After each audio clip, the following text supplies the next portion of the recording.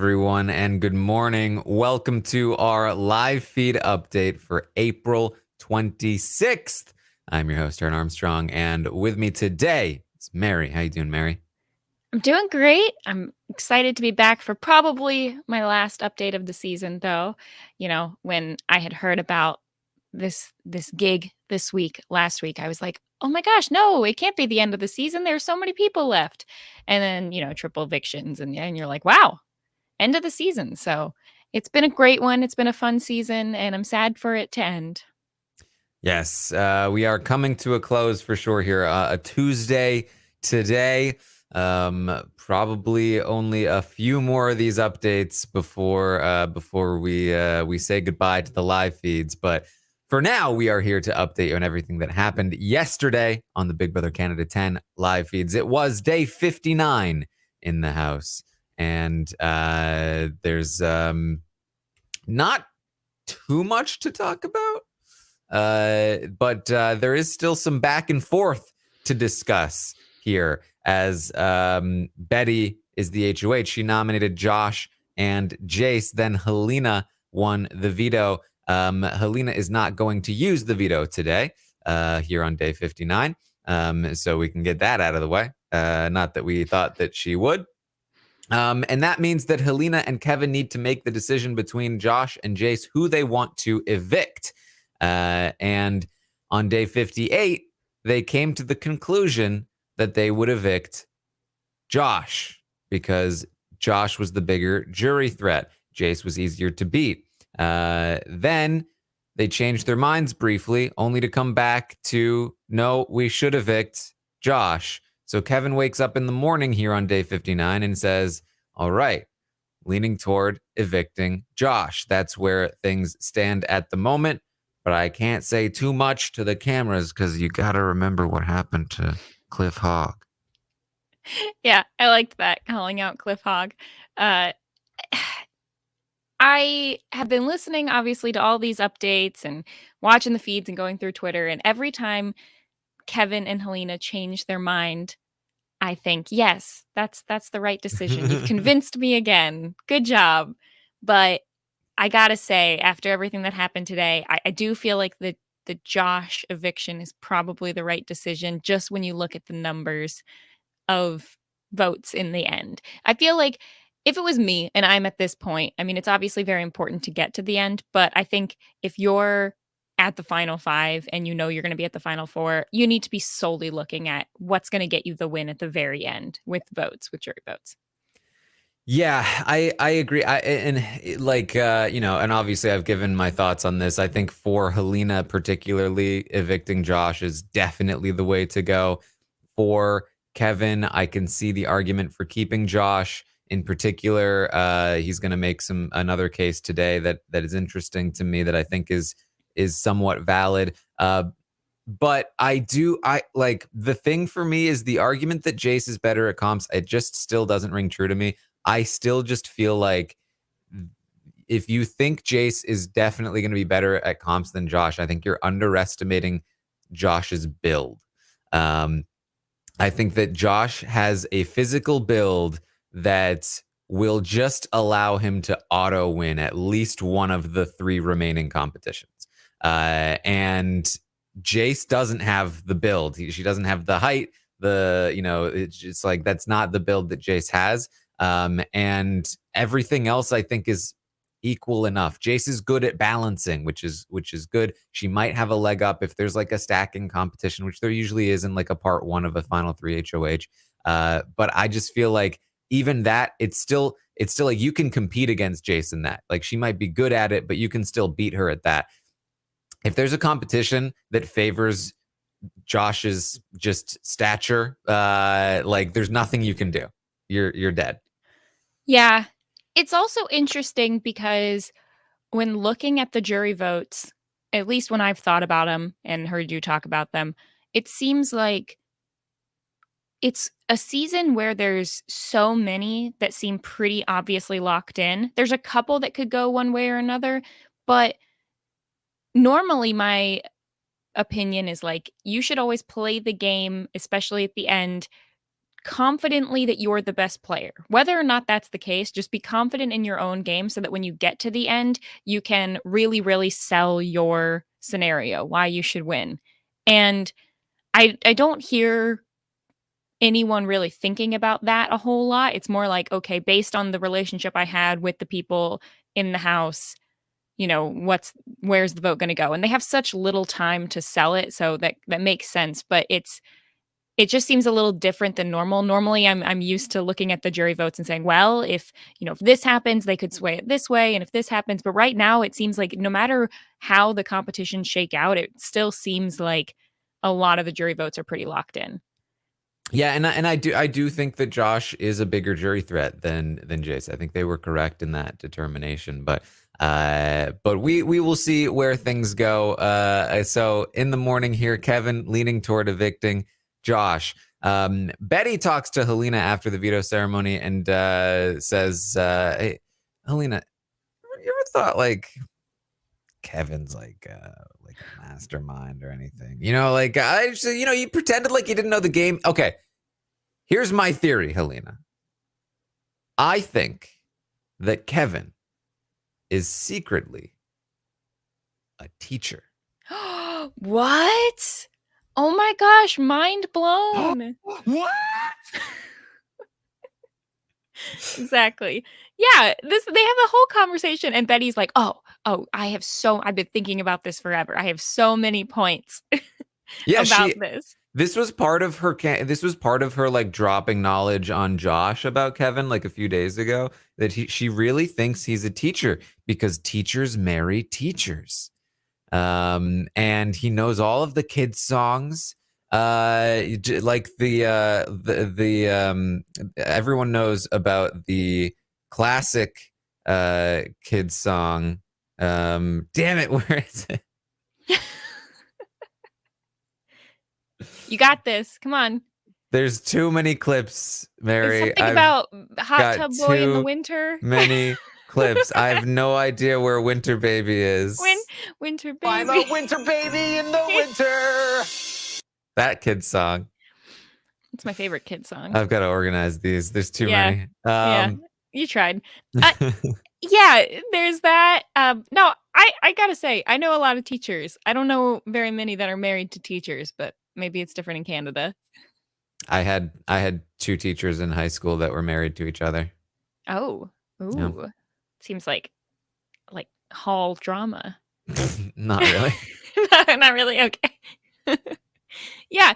So Betty says that Kevin is very articulate and she could go on and on about her theory, but she could be wrong. But at the very least, she says that he's a smart guy. He loves this game more than anything, possibly even more than Marty.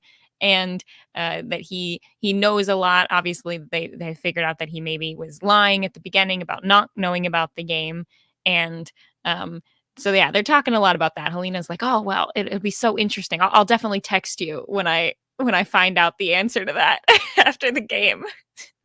Yes. So Helena brings this to Kevin. She's like, "So Betty thinks you're a teacher." He thinks it's hilarious, especially because they had apparently had a conversation, Helena and Kevin, early in the season where he was like, "I probably just should have said I was a teacher instead of that I worked in tech because that would be better."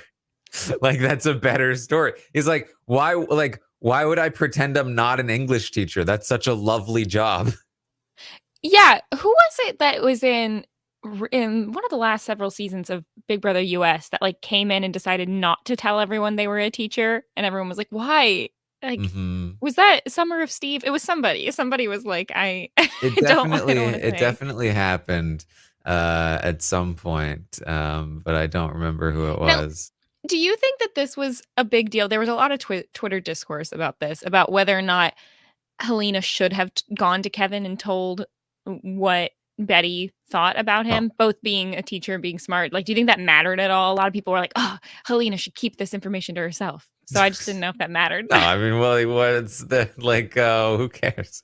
They've told each other everything. I guess there's been some things that Kevin hasn't told Helena, but Helena's always told Kevin everything. It's not like it's going to change now. I think the one idea would be if Helena's like, "Okay, Betty is clearly against Kevin, so in some sort of Final Four, Final Three situation where I need Betty to be on my side instead of Kevin's, then I can, withholding this information basically just prevents Kevin from knowing that he needs to go work on Betty. But I think like by the end of this conversation, I think people will hopefully understand. I think just like the relationship here is not that. Like they love each other. Like they're not trying to snake each other. Even though Kevin has in the past not told Helena some things, it's never to the point where he would have turned on Helena or and I think he's willing to sacrifice bits of his game in order to protect Helena, because I think he really, really wants to get to the end with her. Maybe just a little bit less so than Helena has done, though. I mean, he's basically like, okay, well, that's funny, but I mean, that's the game, right? They go on to talk about like jury votes and stuff. They're like, people are just going to have their narratives and run with them no matter what you do. The fact that Betty thinks I'm a teacher is proof of that. And so they start talking about comps a little bit more. Is Josh really going to win them? He has been throwing them. He always remembers back to that moment where Josh looked at the wall of prices and said, if I wanted to, I could memorize this in 15 minutes. But then at the same time, like, Jace is just such a physical player. He really feels like Jace could go on a run. Like, should we, if Jace is better at comps, should we just keep Josh? I don't know. One thing about that, Josh talking about the memorizing, is Josh later says like, "Oh well, it's just because I worked in retail. That's why I could have done it." Like, that's like saying, Taran, imagine if you're on a competition that's like themed about podcasts, but it's just memorizing like numbers associated with each podcast. You working in podcasts doesn't help you memorize that necessarily. Like memorizing the lengths of various podcasts. Like, I work in podcasts, so I can remember all of these. It's like my least favorite kind of trivia. When I go to trivia about something and they'll be like, what was the length of each of these movies? That's not a trivia fact that someone would know by watching those movies necessarily. What the question should be, what is the perceived length of these movies? Yes, that's much better. Is it an hour 40, but it feels like 3 hours? Because that happens. Yeah, for sure. Oh gosh. Yeah, so they're talking about more about Jace and versus Josh. It's so hard because the competitions are so dependent. Like, there are ones that would benefit Jace and there are ones that would benefit Josh, but I really do think that you're right here when it comes down to some of it is just sort of like pure athletic build. Mm-hmm. And again, hopefully we are in a spot where, they have really been trying to make these competitions a little more even. I do think, as per usual, now that we're getting toward the back half of the game, and I mean, really much further than that at this point, the end game here, that's where historically the competitions have gotten more physical and more winnable in terms of like the quizzes. So basically, the more physical people that have been better at studying all season long are just going to consistently win these competitions. Hopefully they've changed that and it's a little more equal here at the end. But I don't think you can bank on that by any means. And historically, a player like Josh will win at least one, probably two of the remaining, if you count the final three as 3 competitions, then there's 5 left. But he's gonna be really good at one of them, and there's nobody that can compete with him physically right now. If you had to rank the 5 people left on how accurate they are at their knowledge of the game, like based on studying, could you do that? I mean, the thing is that like Kevin is very good when studying, but then he has not performed super well in the competitions. Helena has also been good at studying, but she has also choked at times in the competitions. So it's kind of tough to say. Jace has been very good at studying. She has performed well in these competitions. Josh is also, they've all been so public about their studying. They all study with each other. There's not like a huge difference, I think, in actual knowledge. Kevin has really been locking down lately. He's been like, I am literally, and I think he tells Helena in this conversation, I've literally been studying every down moment I have. Every time I'm not talking to somebody else, I'm studying. Trying to get a little of that Kevin Martin energy, I guess. So maybe he's going to improve from here. But just in terms of who actually wins in these quiz comps, I think it's just a matter of like who shows up for him. Who's going to be able to not crumble under the pressure. Yeah. Yeah, definitely. So, what do you think of the idea of trying to convince Josh to maybe throw a competition? Right. So they're talking about Jace maybe being better at comps. This prompts Kevin to go, you know what? I have had an idea, which is that if for some reason Josh was in the final three with us, I think there's a play where we can get him to throw the final three HOH by acting like we're mad at each other, and that if either one of us cuts the other one, we won't vote for them. So basically, whoever cuts me, I'm not voting for them. That's going to be their play. And then they're at the same time, they're both going to be telling Josh, like, I'm definitely taking you. I don't want to bring the other one for whatever reason. They're thinking, Josh has thrown a lot of competitions, some of which didn't make sense for him to throw. Maybe it's possible they can get Josh to throw the final three HOH, thinking they'll both take me. I don't want to lose one of their jury votes. And then, of course, they cut Josh. They think that Josh is a player they might be able to get away. It's a risky play. It might not work. It probably won't work, but it's maybe possible versus Jace, who Jace is definitely just going to try to win. They also talk about, they just talked about today, like the idea of they could also try and make that play for Final Four, that if Josh doesn't want to have to be the one to cut Betty, or it just in general, if he doesn't want to have to make a decision, doesn't want to be the one to cut either Betty or Kevin or Helena or whoever, there's a chance they might be able to get him to throw that Final Four veto, which I think both ideas are long shots, but I do agree that it's not impossible, especially if there's a lot of time for them to talk to Josh. Like if they keep Josh and they're like really like, hey, crash test dummy strong, we are in this. They have like a big emotional moment with him. Like I think that there's a chance that Josh doesn't want to put himself back in the moment that he was in during the triple, where he's like, I'm mentally damaged for life. Like that was rough for him. And if he has to do it again, either to Betty or to Kevin, he might be like, you know what? I just rather, they're both loyal to me, so whatever. Now, the problem is that right now, Josh does not feel like Kevin is loyal to him. So that's going to be the key element. Kevin's going to need to get Josh back on board. But I don't think they're entirely incorrect with this read, that it's possible they could get there. It is kind of a long shot. Yeah, I think it's possible. I think the question there is, let's say that they do it in the Final Four scenario and Josh throws like the veto in Final Four.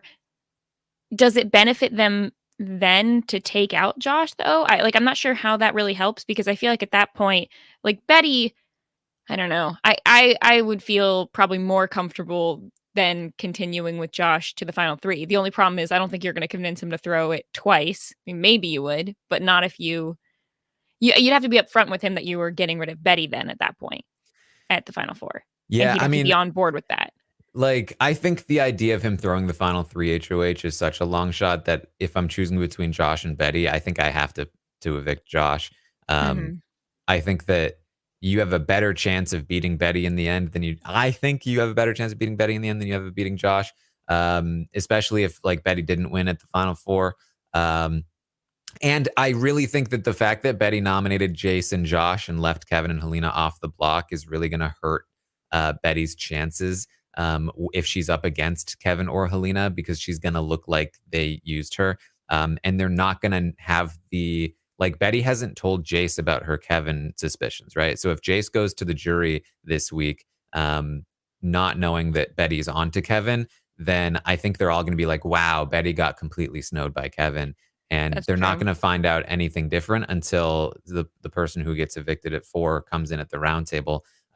which would be Josh maybe in that spot. And he can be like, oh no, she knew. But like, what does it matter at that point? They're in the final three with Betty. Like she didn't get to do anything about it. So, at that point, I think you have a better chance of beating Betty in the end. And I do think that, Betty is no slouch, especially in physical competitions.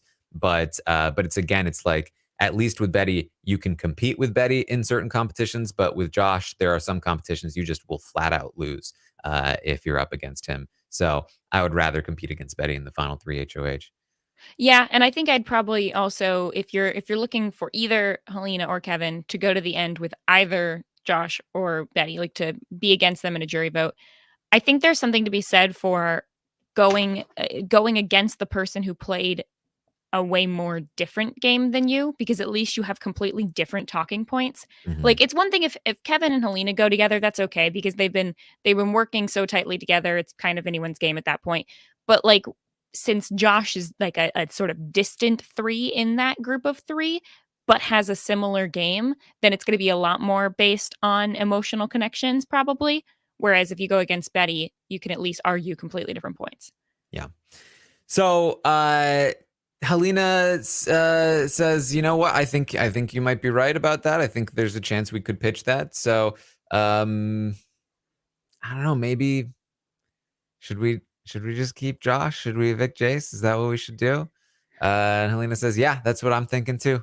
And he says, all right, okay, so there it is. We're changing our minds again. We're evicting Jace. Are we just gonna keep changing our minds for the next 3 days though? She's like, I don't think so. I think this makes sense. I think we're locked in on this. They're like, okay, we're evicting Jace. They shake on it. They're doing this together.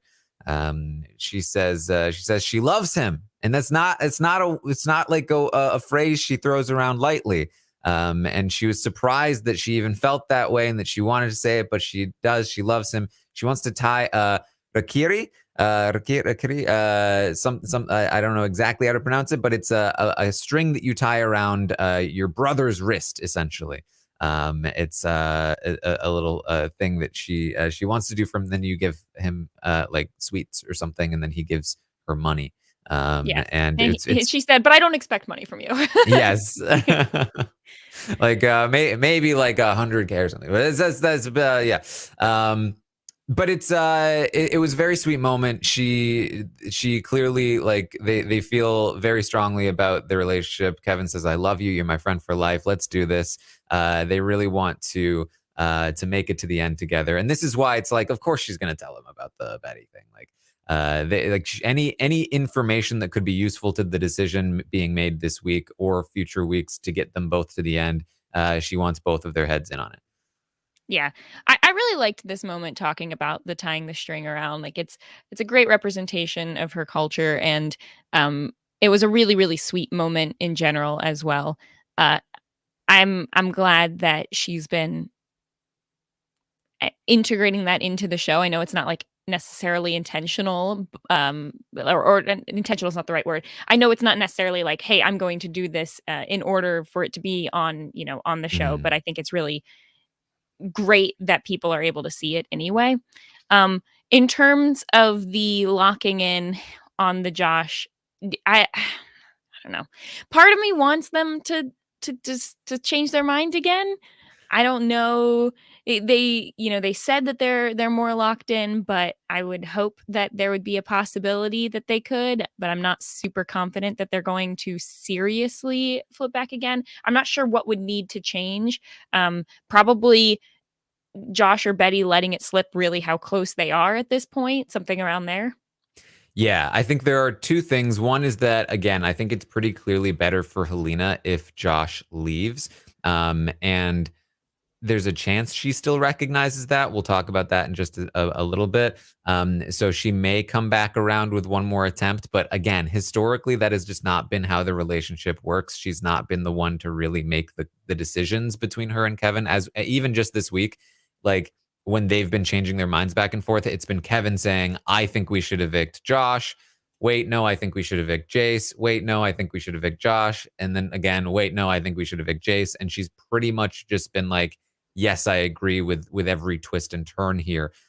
So if she does want to evict Jace, there's a chance she tries to change Kevin's mind, but it historically has not really been how the relationship has worked. So we will see on that one. But then the other thing that I think could change things, of course, is the idea that that Josh and Betty are close, and that is the one time that she like helped change Kevin's mind, not in a way that she was like pushing an agenda or anything, but just like sharing information. Hey, Betty was really trying to push on me that we should keep Josh. I think they might be tight. And that information was like, oh, and that changed Kevin's mind briefly. That is a fact. Josh and Betty are tight now. They have reconciled and they're against Kevin. And Betty has already started to share some anti-Kevin stuff with Helena, and she shared that with Kevin as well. There's like so the pieces are there for them to put together. They haven't quite put them together yet, but over the course of, there's still 2 full days, today and tomorrow, before the eviction on Thursday, for Betty and Josh to screw up in some way and show their cards a little bit more, and for Kevin and Helena to go, wait a minute, are they locked in together? Maybe we do need to change our mind. So definitely, I would not say this is 100% at this point, but if nothing else changes, it feels like it might be, but again, who knows? Yeah. Anything else before the feeds go down for the special event? No, we get a special event, and it's a concert. I'm a winter baby in the winter. No, it's not. No, it's not. They get to go into the phone booth room, and behind the plexiglass are their loved ones, and they get, I think, a 5-minute conversation to talk with their loved ones, but they don't get to touch them. Yeah, for Josh, that was 4.5 minutes of crying and 30 seconds of talking, which he regretted. Checks out, but yeah. It sounds like Helena, Jace, and Josh all saw their moms. Betty and Kevin saw their significant others, and Betty thinks that the reason they got to do this was sort of like get them pumped up for the end of the competition. Yes, Kevin mentioned that he noticed Jillian wearing her wedding band. Like, of course, yeah, you're married. Yeah, of course. Yeah, just got to keep rubbing that in any chance he can get to keep talking about it. Something I noticed throughout the day of feeds, though, is like through this moment and the fact that they're also open with their studying with each other, and then at the end of the night after the episode when they're talking, I feel like they're a surprisingly just kind of jovial group of people. Like a lot of these people, we've seen Betty and Kevin fight, we've seen Helena and Jace fight, we've seen all these things, but they kind of come back to it, and they can still hang out. Like none of these things are really dividing them from being able to coexist and be happy together. So it's just nice and refreshing. I mean, yeah, I think the family visit really helped ease some of the tension that did exist, and it kind of helps remind people, these are human beings that have families and care about them, and like maybe I don't need to view them as like the devil or anything.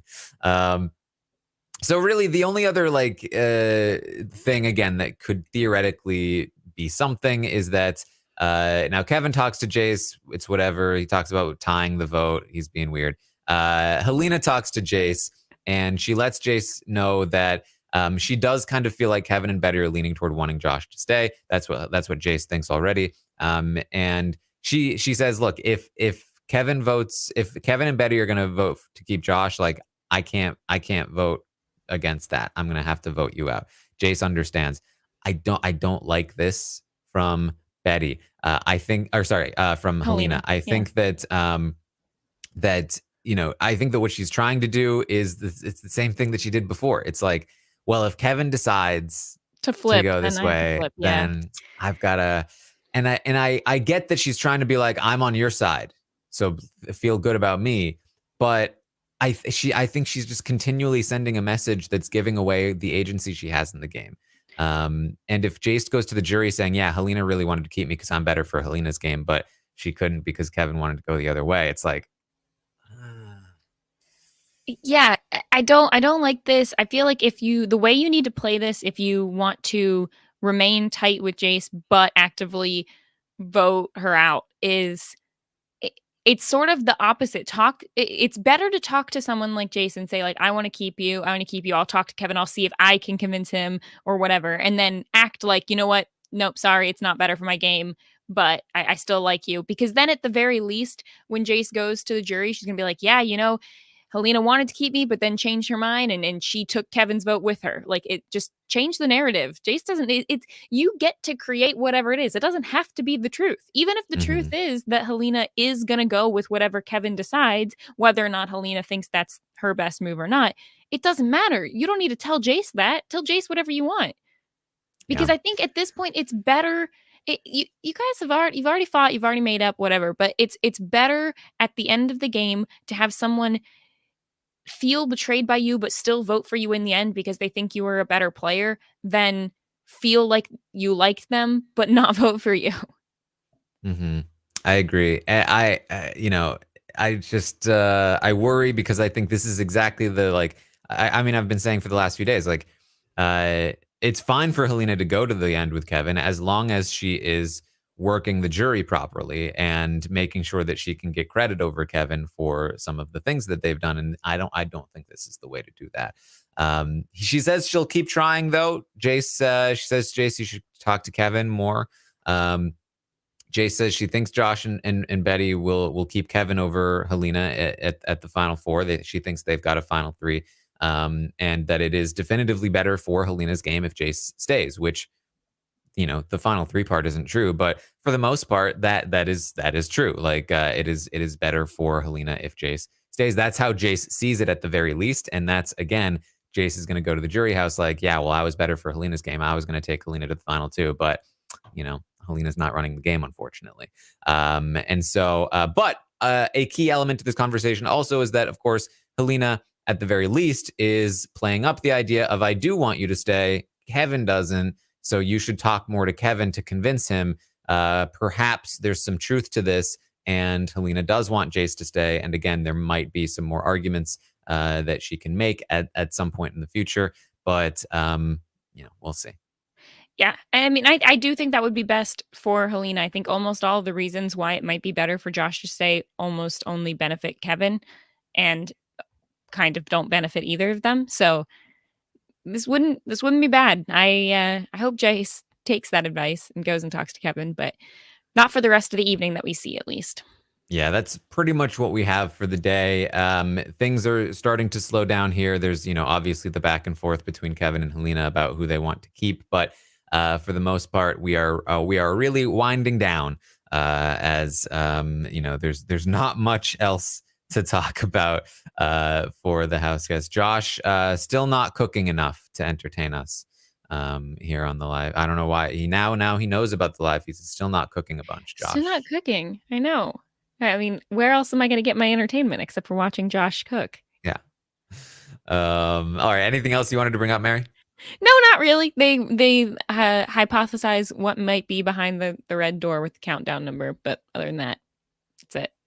That's it. Well, I'll be back tonight at 8 p.m. Eastern to host the Roundtable podcast. We will rate the players in the stock watch and make some predictions for the end of the game. There's only one more Roundtable after this week that will take place before the season ends. So we are coming to a close on that as well. I'll, of course, also be back tomorrow morning at 11 a.m. Eastern to update you on everything that happens today on the Big Brother Canada 10. Live feeds will let you know if things flip back again at any point.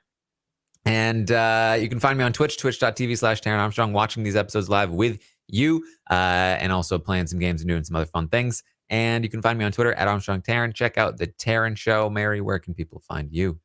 You can find me everywhere at Frail Mary and check out everything I'm doing over there. I'll just tweet out any podcasts I'm doing if you're interested. Boom. There you go. All right. Thank you so much, everyone, for joining us here today. And I will see all of you